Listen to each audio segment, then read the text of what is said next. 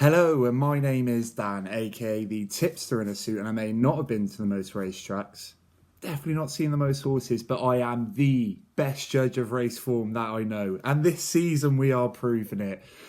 I've got a 0-1 against Cheltenham for my channel. 2024 festival was not a winning festival. I'm the first to hold my hands up, right? I'm the first to admit it, but at least I'm transparent with it, right?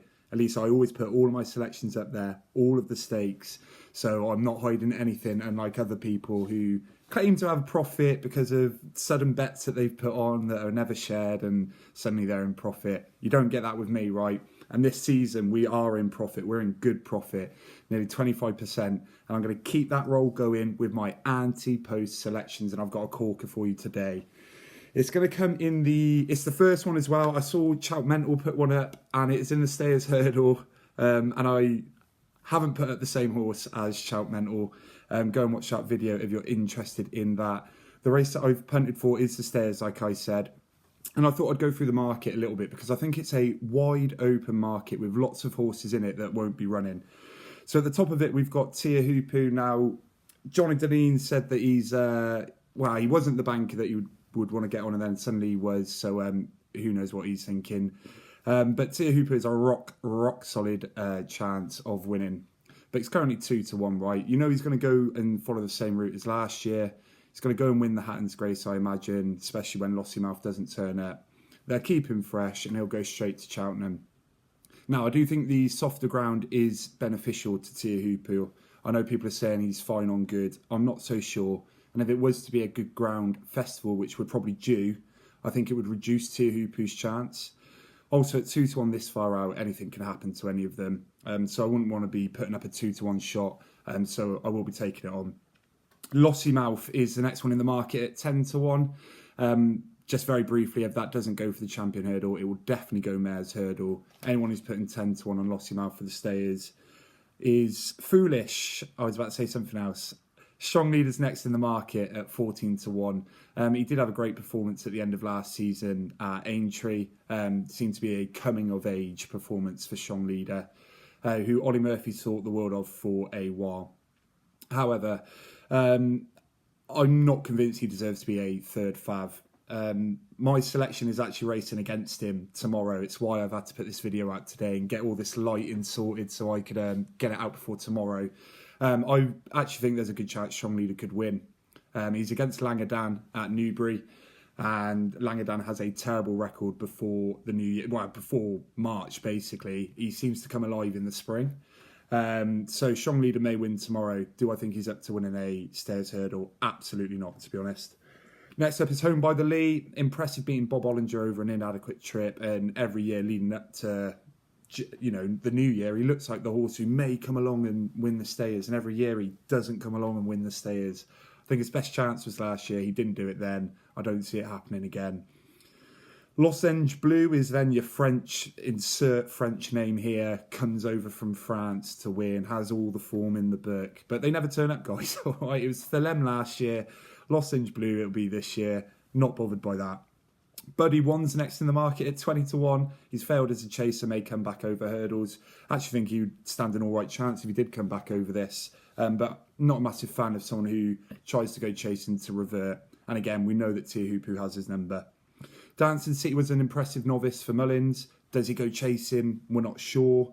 And then that takes us to Imperi Pass, who's definitely going chasing according to Mullins, and was talking about an Arkle bid for him rather than a more of a staying horse. For me, Imperi Pass is actually better at a further distance, was firmly put in his place twice by State Man, and seemed to excel at mid to further distances at the back end of last year, picking up wins at both Aintree and Sandown. But like I said, chasing is in his future, so Imperi Pass is another one in the market, but won't be worth betting on. You've then got Bob Ollinger 25-1. He swerved Cheltenham last year. He's just lost to Home by the Lee. Aintree be the target. There's no way Bob Ollinger turns up. Hewick at 25-1. He's Grand National bound. He's very, very reliant on good ground. If he was to turn up here on good ground, sure, he'd have a chance. But you're banking on the ground along with other factors as well. So Hewick is one to be leaving. Lucky Place is a horse I really like. I've mentioned him on the channel, mentioned I'd be backing him wherever he turned up, and he did duly oblige. I actually think the way he stuck his neck out was really, really game and impressive. Showed an extra gear to beat his 3 good enough rivals as well. 5-year-old, so he is improving. I really do rate Lucky Place. I think it's a great selection from Cheltenham, but it won't be my selection for today. It leads me on to, the Jukebox Man as well. He'll be running tomorrow in a novice chase. So again, he's going chasing. Doubt he'll revert back to hurdles. He looks like he'd be a massive big chaser, big old horse. So doubt he reverts. All of those horses, better prices than my selection, which is the aforementioned Langer Dan. Now, I hear you. I know. Langer Dan causes a lot of tension for a lot of punters. He won the Coral Cup off 141 last season, following up from his Coral Cup win the year before. And he was sent off favourite for the Martin Pipe before being brought down at the first the year before that. There were whispers that he actually had stomach ulcers. I don't know how true that is, but the old friend of a friend of a friend, there was whispers that he was struggling early part of last year or season with stomach ulcers, and they got him right just in time for Cheltenham. It would explain his poor showing in the Rekeel, which is his only poor showing at Cheltenham, as Langer Dan has form of 2, 6, 2, 8. Brought down 8 and then 1 and 1. Those 2 wins, both at the festival, as I've said, so we know he has course form in the book. Also, with Langer Dan, if we're looking at official ratings, if I told you that Langer Dan is the second best official horse rated in the market, I think you'd fall over, but he is. He's rated 160, and only Tia Hoopu is rated higher. Every other horse that I've mentioned over hurdles has a lower rating than Langer Dan. So we've got a horse that loves the course, especially in the springtime. We know, he finished off the season with a second and a first in graded company. Both times he was just pipped by Imperi Pass, but I don't think that's necessarily a bad thing. And they were at trips that stepped up, so it was 2 mile 4 and then 2 mile 5.5. Does he definitely stay the 3 miles? I don't know, right? We can't say for sure. But the way he finishes out his races, especially at Cheltenham going up that hill, would suggest that he is more of a staying type that does have a nice change of gear. I think there's one that's got to come out of the field this year, and for me, I wouldn't be surprised if it's Langer Dan. Now, I hear you say, but he's going to lose tomorrow, you said. Surely you just back him after. Well, it's a good point, but what price is he going to drift to? Realistically, if Langer Dan loses tomorrow, what's he going to become, a 50 to 1 shot? I don't see it. With Kateria 40 to 1, who's absolute garbage, there's no way Langer Dan's going to get pushed much further out. We also know that he's worse at this time of year than he is in the spring. So even if he was to lose and it was only a narrow defeat, I don't think it would take anything away from my position. But say he does go and beat Strong Leader, who's much more likely to be ready first time up, then it only enhances his claim.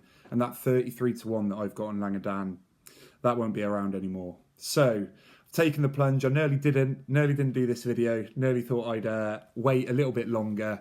But the first anti-post selection for the 2025 season or Cheltenham Festival is Langer Dan 33 to 1 for the Stayers Hurdle. Feel free to have a very good laugh at me when Langer Dan pulls up tomorrow as Scouten goes in quest of getting his handicap mark back down to a workable mark. But fingers crossed they see the potential in him as a graded horse. And with his current mark of 160, I kind of say it in jest. I doubt they're going to get him back down to a handicap mark, or they won't. So yeah, Stayers Hurdle it is for Langer Dan. Amazing course form. Big old price with lots of horses that won't be running. It's up to you if you get on, to be honest. Do your own due diligence. If you're loyal enough to have been watching this, and have you been following me on Raw Pagar, Highland, and all the other ones this season, you might feel a little bit lucky. You might want to join me with Langer Dan. Don't blame you if you don't. As always, thank you very much for watching to the end of this video. Let me know down below your thoughts on this anti-post selection, and I will catch you on the next one.